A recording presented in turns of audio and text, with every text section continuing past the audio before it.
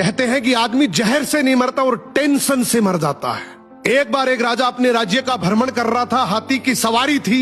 हाथी ताकत के नशे में चूर था। हाथी ने ध्यान नहीं दिया और उसकी सूंड से एक मस्त मोला फकीर का कटोरा गिर गया। फकीर को बड़ा गुस्सा आया। उसने कहा, रुक मैं बताता हूं, और हाथी का पूंछ पकड़ लिया। हाथी ने पूरी ताकत लगा दी पर हाथी एक कदम आगे नहीं बढ़ सका। राजा ने पीछे मुड़ के देखा तो फकीर के हाथ में हाथी का पूंछ था। राजा को बड़ा अचंभा हुआ कि एक फकीर में इतनी ताकत। राजा फकीर के पास गया और बोला, आपकी जगह फुटपाथ पे नहीं, आपकी जगह तो राज दरबार में होनी चाहिए। आप इतने ताकतवर हैं, आप हमारे साथ चलिए। आपको कुछ नहीं करना, केवल राज दरबार के राज मंदिर में एक दीपक जलाना है, सुबह 4 बजे उठना है और आरती करनी है।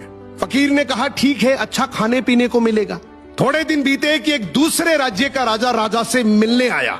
राजा ने रौब जमाने के लिए बातों ही बातों में बोल दिया कि हमारे राज्य की सेना और प्रजा की तो बहुत दूर की बात है। हमारे राज्य के तो फकीर भी इतने ताकतवर हैं कि एक बार तो हाथी को भी पकड़ ले तो हाथी भी एक कदम नहीं बढ़ सकता।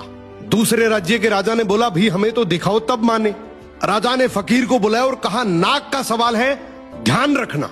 फकीर ने कहा, ठीक है, हाथी को बुलाओ। फकीर ने हाथी का पूंछ पकड़ा मगर इस बार पासा पलट चुका था। हाथी फकीर को घसीटते हुए ले गया। ये देखकर राजा को बड़ा अचंभा हुआ और फकीर से बोला कि जब तुम फुटपाथ पर रहते थे, रूखा सूखा खाते थे, तब भी तुम में इतनी ताकत थी। अब तो तुम राज दरबार में रहते हो, 56 प्रकार के भोजन करते हो, फिर ताकत कहां गई? फकीर जोर से हंसा और बोला, राजा जी, ताकत को टेंशन खा गई। पहले मेरे कोई टेंशन नहीं थी, कब उठना है, कब जागना है, कब सोना है। अब रात को सोता हूं तो टेंशन लेकर सोता हूं कि सुबह 4 बजे उठना है, दीपक जलाना है, आरती करनी है। टेंशन मेरी ताकत को खा गई। यही हालात आज के समय की है।